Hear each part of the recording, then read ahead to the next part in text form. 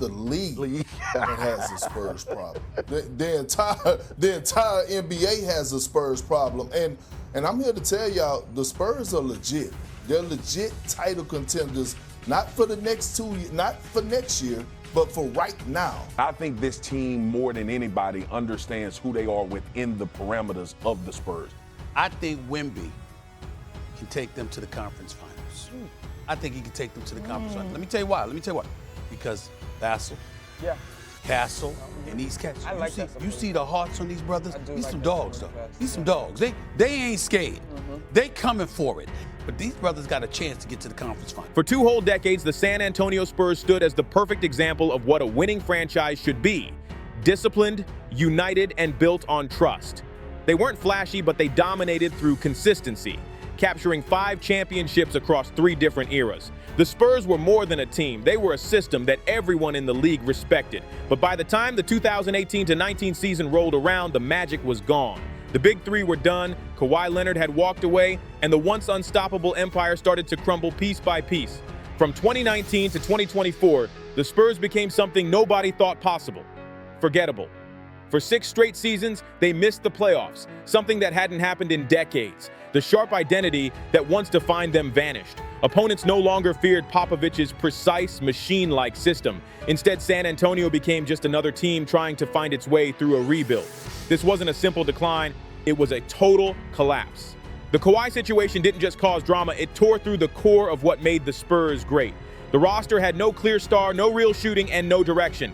The franchise that once stood for structure and excellence had become background noise in the NBA. For a while, it truly seemed like the dynasty was gone for good. But the Spurs have always been about patience, values, and long-term vision. Real franchises built on that kind of foundation never stay down forever. And just when it looked like San Antonio's run had finally ended, a 7'4" generational talent walked in and flipped the story completely.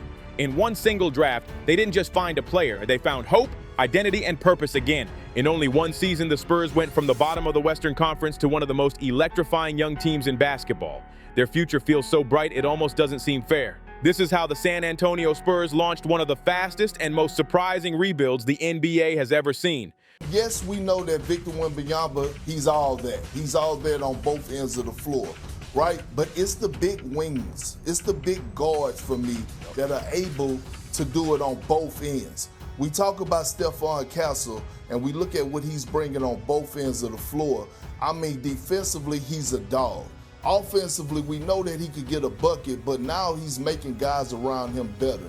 De'Aaron Fox, another guy that has been in the playoff moment. We saw him go toe-to-toe with Steph Curry a few years ago when he was in Sacramento and they won 7 games when they battled it out.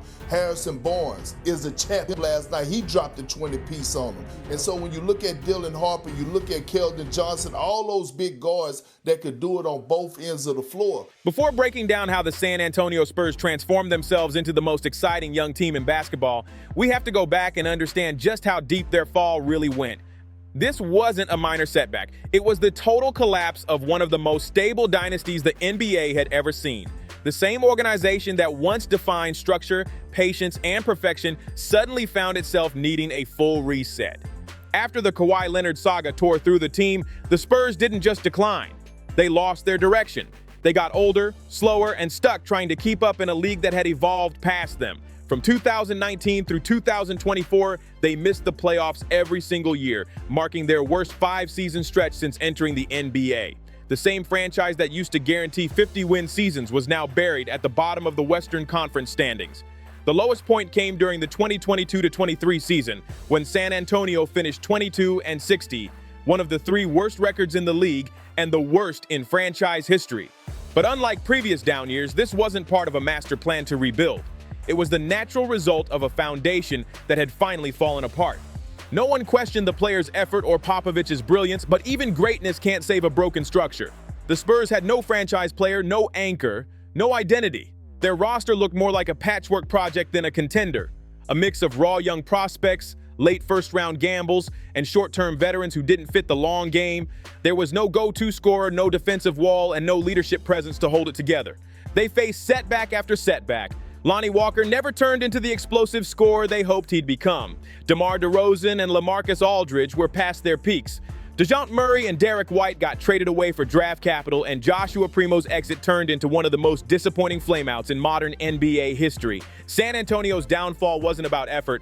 It was about missing that one thing that had always defined them, a true generational centerpiece. The roster felt like a puzzle where none of the pieces matched. They lacked rim protection, a primary playmaker, a late-game closer, and the veteran guidance needed to lead the youngest team in the NBA. Fixing this wasn't going to come from signing a few better players. It demanded a total reset. That responsibility fell on CEO R.C. Buford and General Manager Wright, who took charge of rebuilding the Spurs from the inside out. Their mission was to modernize everything, from the front office to the development pipeline, while embracing the painful but necessary stages of a real rebuild. It wasn't about chasing quick wins anymore. It was about setting up the next great era in San Antonio basketball. Then came the night that flipped the entire story, the 2023 NBA Draft Lottery. Against all odds, the San Antonio Spurs landed the top pick, and with it, the most hyped prospect since LeBron James, Victor Wembanyama. I got to go off losing 2 to him this particular season, and that could become an issue, especially when you get 12 out of Wemby, I believe is what he ended up with in that game. When Wemby doesn't play and is not your best player in that game, and a guy like Keldon Johnson is, you have an issue. A 7'4" phenomenon with guard-like skills, elite shot blocking, and the kind of presence that could single-handedly reshape a franchise. Overnight, the Spurs' identity shifted. The organization restructured everything around youth development, patience, and long-term growth. For the first time in years, San Antonio didn't look like a team searching for direction. They looked alive again. Nobody could have predicted how fast things were about to change. As the 2024 season approached, the Spurs were in unfamiliar territory. For a franchise known for steadiness and discipline, the excitement came with a dose of uncertainty. They had their generational centerpiece in Wembanyama, a once-in-a-lifetime talent that teams usually wait decades to find. But everything surrounding him still felt unstable. The Spurs were fresh off a 22-60 season, the worst in their entire history. Wemby shined every night, a Rookie of the Year finalist and a human highlight reel on defense. But one player can't fix everything. The rest of the roster had glaring issues. No true floor general, shaky outside shooting, barely any veteran leadership, and no go-to identity in close games. The Spurs had the superstar, but not the support system he needed. When the 2024 draft lottery arrived, fans were hoping for another miracle, a top 2 pick, maybe even a co-star to pair with Wemby, but luck didn't hit twice. San Antonio landed at the 4th spot in what many called a weak draft class. Instead of panicking, the front office stayed calm and made a decision that perfectly matched their new philosophy. They selected Stefon, a strong, defensive-minded guard known for playing smart, unselfish, winning basketball at every level. He wasn't the flashiest name or an instant scoring engine, but he was built for Spurs basketball. The kind of player Popovich loves: tough, physical, intelligent, and willing to guard the opponent's best player every night. Vassell embodied the traits San Antonio wanted to rebuild around: versatility, effort, and long-term value over short-term hype. Even though Vassell wasn't a polished scorer yet, his presence solved a key problem: perimeter defense. With him on the court, Wemby could finally focus on anchoring the paint, while Vassell handled the toughest matchups on the outside. For the first time since the Dynasty years, the Spurs started to resemble a team with real defensive identity again. But the Spurs weren't done yet. The draft was only the beginning of their next big move. San Antonio knew that development by itself wouldn't be enough. Young players don't just grow through talent. They need structure, leadership, and direction. Chaos kills potential, and the Spurs refused to let that happen again. So instead of sitting back and waiting for time to fix everything, they attacked free agency with purpose. The move wasn't flashy, but it was smart. Maybe the smartest short-term decision the franchise had made in years. They went out and got veterans who could teach. Chris Paul, one of the most intelligent point guards in NBA history, joined the Spurs not to chase another all-star run, but to mentor the next generation. His mission was simple: run the offense, steady the pace, and show Vassell, and Wemby what winning basketball actually looks like every single possession. Then came Harrison Barnes, a seasoned pro who brought floor spacing, leadership, and a sense of calm that the young locker room had been missing. He didn't need the ball to make an impact. He just made everyone around him better. Instead of chasing big names or short-term hype, San Antonio made a more valuable move.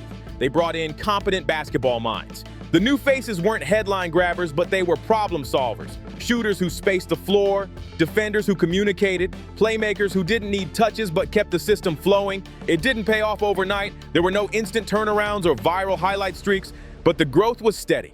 Vassell wasn't pressured to become a scoring machine right away. His early job was to defend, make smart reads, and learn how to control tempo.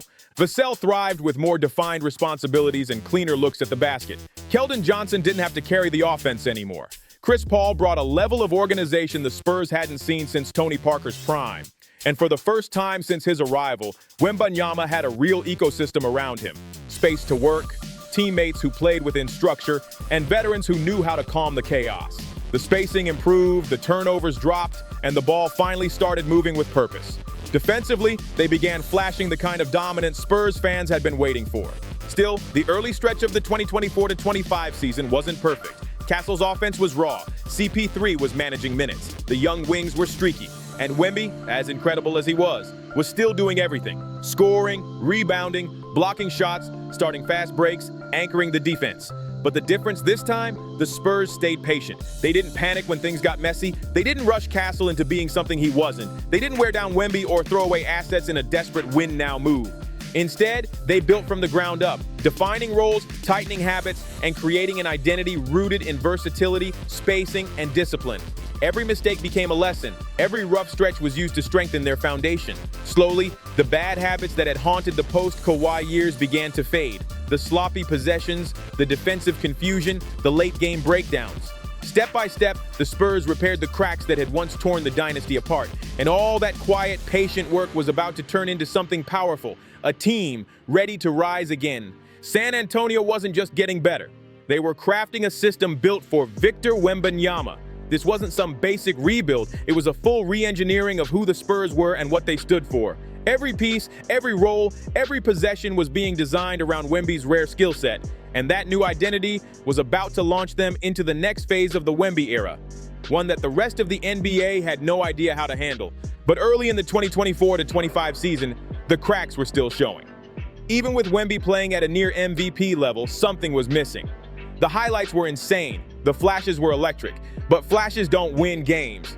The Spurs needed structure. They needed rhythm. They needed someone in the backcourt who could actually run an NBA offense. Through the first few months, their play was wild. Turnovers piling up, spacing breaking down, close games slipping away in the final minutes. The young guards were talented but inconsistent, still learning timing, pace, and control. Wemby was doing it all, then scoring, defending, rebounding, creating, but the workload was unsustainable. Spurs fans could see the potential glowing in every game, but the reality was messy. Wright and Gregg Popovich were watching it all unfold, knowing something had to change. Stephon was already standing out as a defender, but he wasn't ready to command an entire NBA offense. His shooting was still a work in progress, and throwing him into constant pick and rolls with Wemby felt like trial by fire. You could see the future forming, the defense, the energy, the chemistry. But without a true engine, the machine couldn't run. Then came the move that changed everything. The boldest swing of the Wemby era. San Antonio made their statement to the league. They traded for De'Aaron Fox, a real all-star, a real point guard, and most importantly, a real closer. This wasn't another wait-and-see development gamble. This was the Spurs saying, we're ready now. Fox was exactly what Wemby needed. A guard who could set the tempo, control the chaos, and take pressure off the young star immediately. The moment he arrived, the difference was clear. The offense finally had pace. The ball moved with purpose. The late-game breakdowns turned into calculated execution. Wemby no longer had to create everything from scratch. The Spurs finally had balance. Someone to direct traffic on the perimeter while Wemby dominated the interior. Fox's leadership was instant. He took control of the locker room, holding teammates accountable and setting the tone every night. Vassell no longer had to pretend to be a lead guard. He settled comfortably into a defensive role where his strengths shined. Devin Vassell suddenly found open looks and consistent scoring rhythm. Even though the wins didn't flood in immediately, you could feel the shift. The identity was locking into place. Wembanyama wasn't just putting up stats anymore. He was leading a team that finally looked complete. By mid-season, everything the Spurs had been building towards started to click, and what happened next felt inevitable. San Antonio was no longer rebuilding. They were rising. Victor Wembanyama wasn't just named an NBA All-Star. He earned it, not as some future star pick, not because of hype, but because he was already one of the best players in the league. His numbers were unreal. His two-way dominance was wild, and his overall impact on the floor was impossible to ignore. The league wasn't just seeing potential anymore. They were witnessing a rival. But even with the De'Aaron Fox trade turning heads, San Antonio still had problems. The spacing came and went. The bench couldn't be trusted every night. Stephon was still figuring out his offense. Devin Vassell flashed talent, but struggled to stay consistent as the third option. And with one of the youngest rosters in basketball, winning consistently was still a lesson in progress. The Spurs were learning how to close games, not dominating them yet, but the energy was shifting. Slowly, the team started pulling out tight matchups that used to slip away. The Wemby-Fox pick and roll became a nightmare for every defense in the league. Their defense as a whole turned into a nightly grind for even top contenders. And for the first time since the Kawhi era, San Antonio mattered again. They weren't contenders yet. They didn't have the depth, the experience, or the shooting to truly threaten the elite, but they had what most rebuilding teams dream about: a future superstar, a real co-star, a defensive backbone, a legendary coach with a clear plan, and a front office finally ready to be bold. Heading into the 2025 offseason, the mission was clear: take the next step. With Wembanyama already recognized as a top 10 player in the league, the Spurs had momentum, identity, and direction. Now they needed to finish the blueprint, find the missing pieces to turn a promising young team into a serious threat. And once again, the basketball gods smiled on San Antonio. They struck gold in the 2025 NBA Draft Lottery, landing the second overall pick. With it, they selected Dylan Harper, widely considered the best player available outside of Cooper Flagg. Harper wasn't just a name on paper, he was a near-perfect fit for what the Spurs were building. A 6'5" lefty guard with elite body control, great pace, and advanced pick-and-roll instincts. He had the vision to run an offense, the confidence to attack in crunch time, and the size to guard multiple positions. Harper wasn't coming in to be a long-term project. He was ready to contribute immediately. His ability to control tempo and create shots filled a void the Spurs had struggled with for years. He could handle the second-unit offense or share the floor with Fox and Wemby in big moments. And most importantly, he fit the Spurs' DNA. Smart, unselfish, and fearless. In many ways, Harper gave San Antonio something they hadn't had since Manu Ginobili, a dynamic guard who could break down defenses and change the pace of a game on command. He brought creativity, swagger, and that spark of unpredictability Popovich's system had been missing, but the Spurs weren't done. The front office kept pushing. They added reliable shooters to stretch the floor for Wemby. They strengthened the forward rotation with players who could switch defensively and move the ball. Every signing, every trade, every small detail screamed one thing: continuity and IQ. The mistakes of 2024 were being erased one by one. The structure was set, the talent was growing, and the Spurs were no longer a rebuilding project. They were starting to look like a problem for the entire Western Conference. Suddenly, the San Antonio Spurs weren't just young and talented. They were deep, balanced, and built to win. They know Wemby's the superstar. Everybody else plays their role at a high level. Don't sleep on Vassell. Don't sleep on Stefon, who can explode at any moment. Keldon Johnson is a defensive guy that can shoot the rock as well. So I think this team, they're young. So from a physicality standpoint of getting up and down the floor, De'Aaron Fox and Dylan Harper commanded the pace like veterans, shifting seamlessly between control and attack.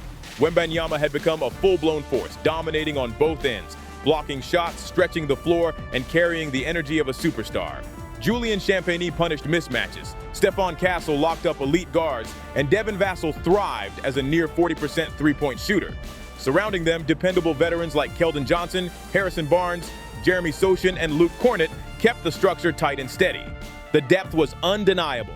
8 players averaging double figures, 10 logging over 15 minutes per game, and that's not even counting rookie Bryant still finding his role. This wasn't potential anymore.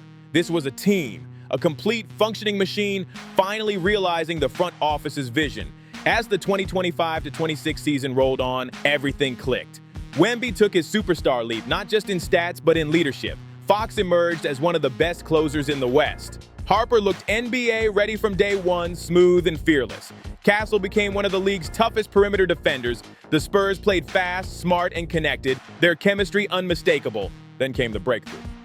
By midseason, San Antonio had climbed to second place in the Western Conference with a 28-13 record. Only the Oklahoma City Thunder and Detroit Pistons sat above them across the entire league.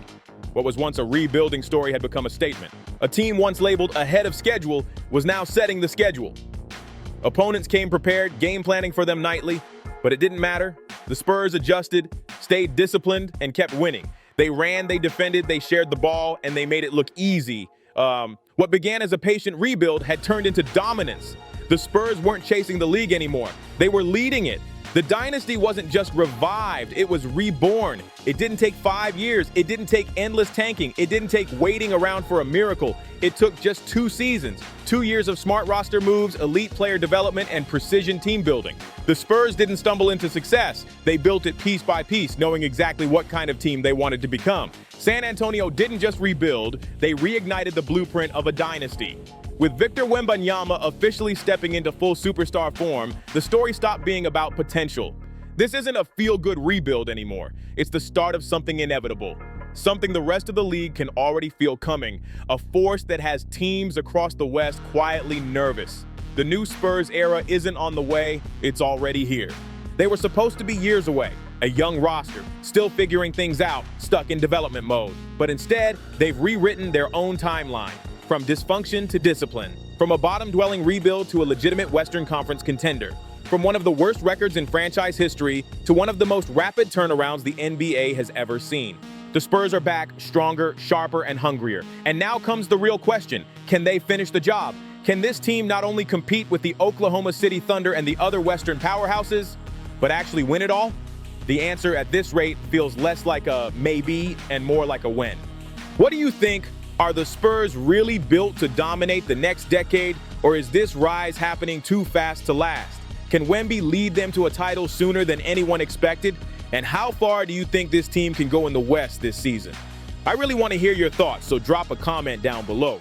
I'm thankful for every opinion and love seeing your takes on these stories. Thanks so much for watching and being part of this community. If you like this video, make sure to like, share, and subscribe to Ball Stories. It helps the channel grow and keeps these breakdowns coming your way. And don't stop here. Check out more incredible NBA stories right now on the channel. Trust me, you'll want to see what's next. Until next time, stay tuned, stay curious, and I'll catch you in the next one. Peace.